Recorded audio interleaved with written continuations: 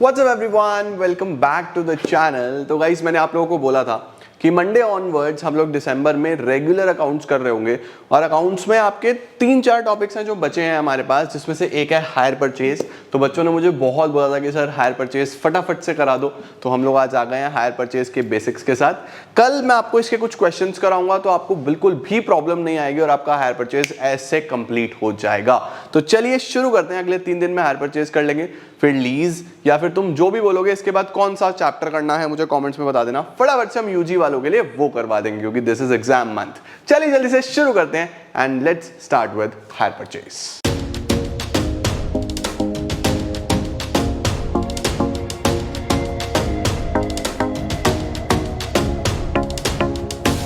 तो आइए जी जल्दी से इसके बेसिक समझते हैं। गाइस, हायर परचेज पे जब भी मैं जाऊंगा तो हायर परचेज का मतलब होता है इंस्टॉलमेंट्स पे चीजें खरीदना। मतलब आप कभी भी देखते हो कि आजकल जितने भी लोग आईफोन लेते हैं तो iPhone most of the people वो कैसे लेते हैं, इंस्टॉलमेंट्स पे लेते हैं, है ना। क्योंकि अल्टीमेटली लेना सबको आईफोन, अब एक बार कैश पे करना है या नहीं है, मतलब अफोर्डेबिलिटी है या नहीं है, उससे फर्क नहीं पड़ता, हमें तो आईफोन लेना है। तो लोग किस पे ले रहे हैं, इंस्टॉलमेंट्स पे ले रहे हैं। अब वो इंस्टॉलमेंट्स है क्या, यहां से दो चीजें निकल के आती हैं कि सर क्या हायर परचेज और इंस्टॉलमेंट सिस्टम क्या ये एक ही बात है।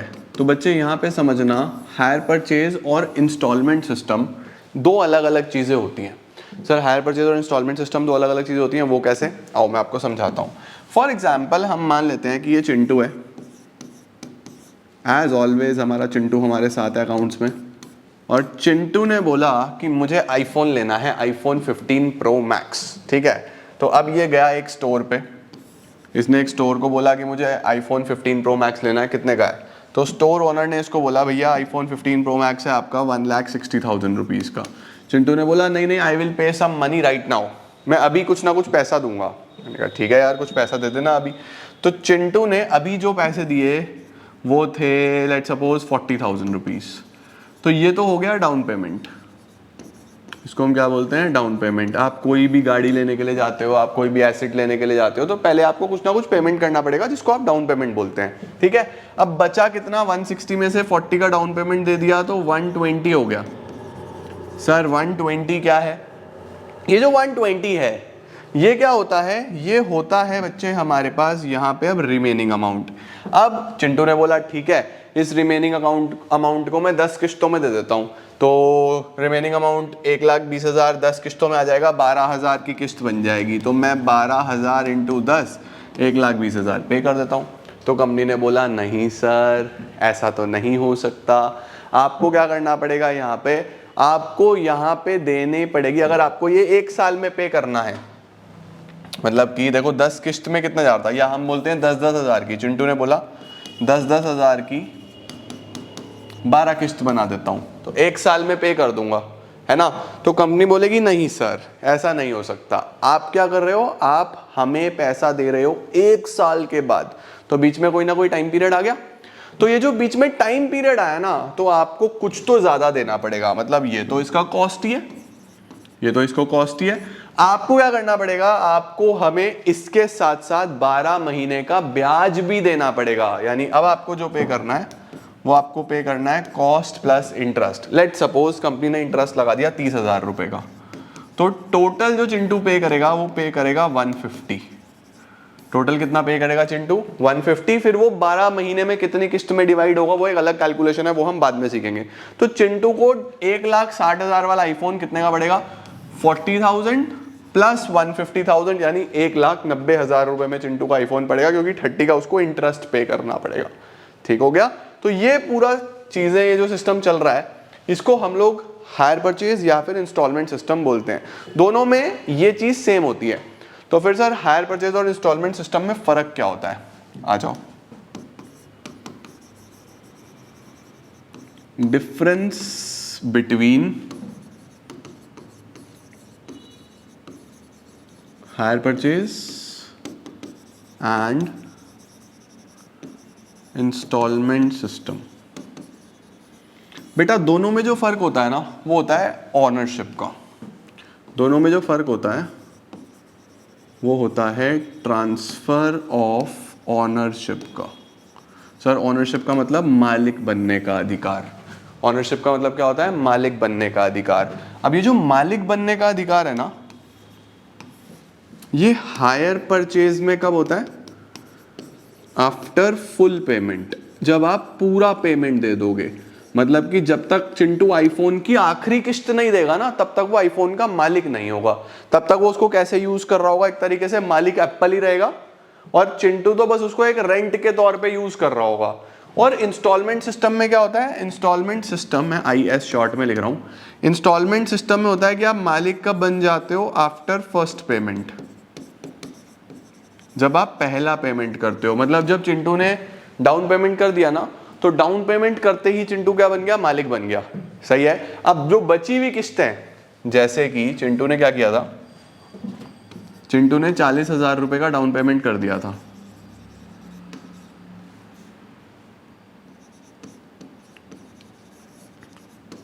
चिंटू ने डाउन पेमेंट कर दिया 40,000 रुपए का, और बचे कितने? अब उसके बचे थे 1,20,000 और 30,000 रुपए का इंटरेस्ट। मतलब कि ये प्रिंसिपल अमाउंट है, ये इंटरेस्ट है।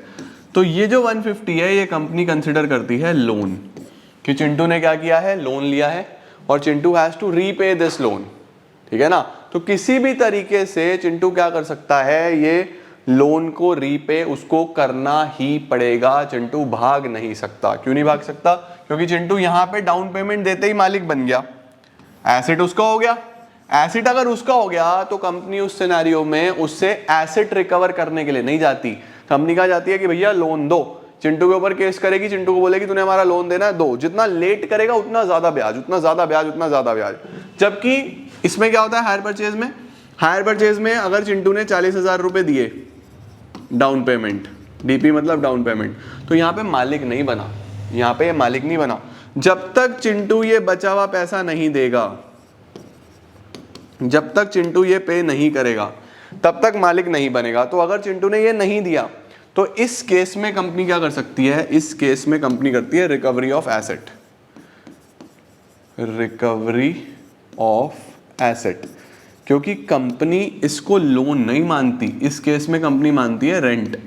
रेंट का मतलब कि फोन तो हमारा ही था, तुमने रेंट पे लिया हुआ था हमारे से, तुमने एक तरीके से हमारे से रेंट के तरीके पे लिया और आप हमें इसका रेंट दे रहे थे। तो यहाँ पे जो केस होता है, वहां पे रिकवरी ऑफ एसेट के लिए जाती है कंपनी। और यहाँ पे क्या होता है? यहाँ पे रिकवरी ऑफ एसेट नहीं होता। यहाँ पे कंपनी बोलती है भैया लोन है, चुकाना पड़ेगा, जितनी देर लगाओगे उतना ज्यादा ब्याज। समझे? तो दिस इज हाउ बच्चे, ये मेन डिफरेंस होता है इंस्टॉलमेंट सिस्टम में और हायर परचेज में। जो कैलकुलेशंस हैं वो ऑलमोस्ट सेम चलती हैं, लेकिन इन दोनों का लीगल प्रोसीजर, इनकी इम्प्लीकेशंस, वो दोनों अलग अलग होती हैं। ठीक है? अब इसके अंदर जो सबसे इंपॉर्टेंट टॉपिक आता है वो आता है ये अलग अलग करना, कि प्रिंसिपल कितना, इंटरेस्ट कितना, प्रिंसिपल कितना, इंटरेस्ट कितना। तो इसके मल्टीपल केसेस हैं। आओ वन ऑन वन उन केसेस पे समझते हैं, फिर नेक्स्ट क्लास में हम बड़े क्वेश्चंस और जनरल एंट्रीज की तरफ डायरेक्टली जा पाएंगे। आज पहले कैलकुलेशन ऑफ इंटरेस्ट, इसका स्क्रीनशॉट ले लो। तो आइए बेटा जी, क्वेश्चन मैंने लिख दिया है। दो प्रकार के सवाल बनते हैं। देखो, एक केस बनेगा जहां पे इंटरेस्ट इंक्लूडेड होगा आपकी इंस्टॉलमेंट में, और दूसरा केस बनेगा जहां पे इंटरेस्ट इंक्लूडेड नहीं होगा। ये समवेयर सिमिलर है, जैसा आप क्लास 12th में रिटायरमेंट में लोन अकाउंट बनाते थे। तो एक बार लोन अकाउंट में डायरेक्टली क्या दिया होता था? किस्त दी होती थी, है ना? वो बोलता था कि इतना लोन है, सपोज 40,000 का लोन है और 4 किस्त देनी है, राइट? 40,000 का लोन है, 4 किस्त देनी है 10-10 हजार की प्लस इंटरेस्ट। तो उसमें क्या होता था? इंटरेस्ट अलग से जुड़ता था। ये भी वैसा ही होता है। और एक होता है जिसके अंदर इंटरेस्ट इंक्लूडेड होता है। अब मैंने आपको क्या बोला कि हायर परचेज में सबसे इंपॉर्टेंट है कॉस्ट वाला एलिमेंट अलग करना, इंटरेस्ट वाला एलिमेंट अलग करना। सर ऐसा क्यों? क्योंकि इसके अंदर ना डेप्रिसिएशन लगाना होता है। अब डेप्रिसिएशन सिर्फ कॉस्ट पे लगता है, तो कॉस्ट अलग से पता होना चाहिए। देखो पहले इसको समझते हैं, केस 2 से शुरू करते हैं। देखो, हमने एक एसेट खरीदा। एसेट कितने का है? 4600 का है। मैं यहाँ पे लिख रहा हूँ 4600 का एसेट है। ओके, डाउन पेमेंट, डीपी मतलब डाउन पेमेंट हो गया 600, तो 600 का हाथों हाथ डाउन पेमेंट हो गया। अब कितना पैसा बचा? 4000 रुपए बचे, है ना? अब यहां पे लिखा हुआ है the balance to be paid in annual installments, equal annual installments है 800 की, 800 प्लस इंटरेस्ट 5% पर एनम। 800 की किस्त है और 5% के हिसाब से ब्याज देना है। तो देखो, अगर 800 की 5 किस्त बने तो 1 2 3 4 5, तो क्या होगा 800 800 800 800 800। तो अगर देखा जाए तो 800 इंटू 5, 5 8 40, 4000 देखो पूरा हो जाता है अमाउंट। तो हमने क्या करना है, इस पे ब्याज भी देना है, कितना परसेंट, 5%। तो देखो सबसे पहले तो मुझे 4000 देने थे, सबसे पहले मुझे कितने देने थे यहाँ पे 4000, 4000 पे 5% कितना बैठेगा पूरे साल का, 4000 पे 5% सर 200 रुपये, 200 का बैठता है। तो पहले साल जो टोटल मैं पे करूँगा वो पे करूँगा 1000, 200 रुपये की किस्त बैठेगी। सर कैसे बैठी, 4000 था ना, 4000 पे 5%, सीधा सीधा कितना बैठ गया, 4000 पे 10% 400 बैठता है, 5% 200 बैठता है। ओके, अब फर्स्ट ईयर में मैंने कितना पे करा, फर्स्ट ईयर में मैंने पे कर दिया इसमें से 800, ये पे कर दिया, तो कितना बचा 3200 बचा। अब 3200 का 5% निकाल दो, 320 160, 160 दूसरे साल जाएगा, तो यहाँ पे कितना पे करना होगा 960। क्या बचेगा, फिर से 800 पे करा। सर यहाँ से हम सिर्फ 800 ही क्यों माइनस कर रहे हैं बाबू, ये ना कॉस्ट है, ये कॉस्ट है जो बचा था। इंटरेस्ट हमेशा अलग होता है, आपका इंटरेस्ट चार्ज होता है, वो कॉस्ट पे ही चार्ज होता है। ऑलराइट, अब तीसरी में क्या होगा देखो समझो, थर्ड इस बार जो बनेगी 3200 में से 800 चला गया, तो अब बचेगा 2400, 2400 पे 5% 120, ये कितना हो गया 920 की। अब देखो किस्त कम होती जा रही है, क्यों कम होती जा रही है, क्योंकि जैसे जैसे मैं पे कर रहा हूँ वैसे वैसे मेरे पास बैलेंस अमाउंट कम बचता जा रहा है ना। इसमें से तीसरी किस्त भी दे दी हमने 800 की, तो क्या बचा हमारे पास 1600, 1600 पे 5%, 160 का आधा 80, यहाँ कितना पे करना है 880 पे करेंगे। और फाइनल ईयर में फोर्थ इंस्टॉलमेंट मैंने 800 की दे दी, तो 800 बचा, बस 800 पे 5% 40, तो यहाँ हम पे करेंगे 840। तो देखो इस तरीके से बेटा सीधा सीधा हमारे पास अमाउंट निकल आता है। तो अब अगर मैं हिसाब किताब लगाऊं कि मेरा प्रिंसिपल 4000 बचा था, तो मुझे किस्तों पे कितना पैसा फालतू देना पड़ रहा है, अगर मैं हिसाब किताब लगाऊं तो 1000 प्लस 960 प्लस 920 प्लस 880 प्लस 840, 4600।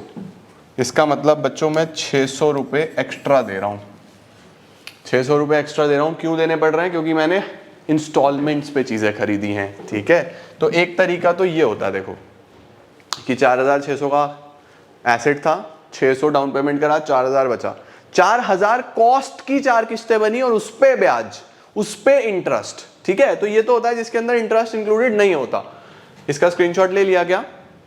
एक कौन सा होता है, देखो ये होता है दूसरा वाला क्वेश्चन। अब एसेट का कैश प्राइस यानी टोटल एसेट्स कितने का है 37,250, 37250 का एसेट है। डाउन पेमेंट करा मैंने 10,000, 10,000 का डाउन पेमेंट कर दिया, तो कितना बचा 27,250 बचा। सही है। अब आगे लिखा हुआ है हमने 10,000 की 3 किस्तें दी हैं।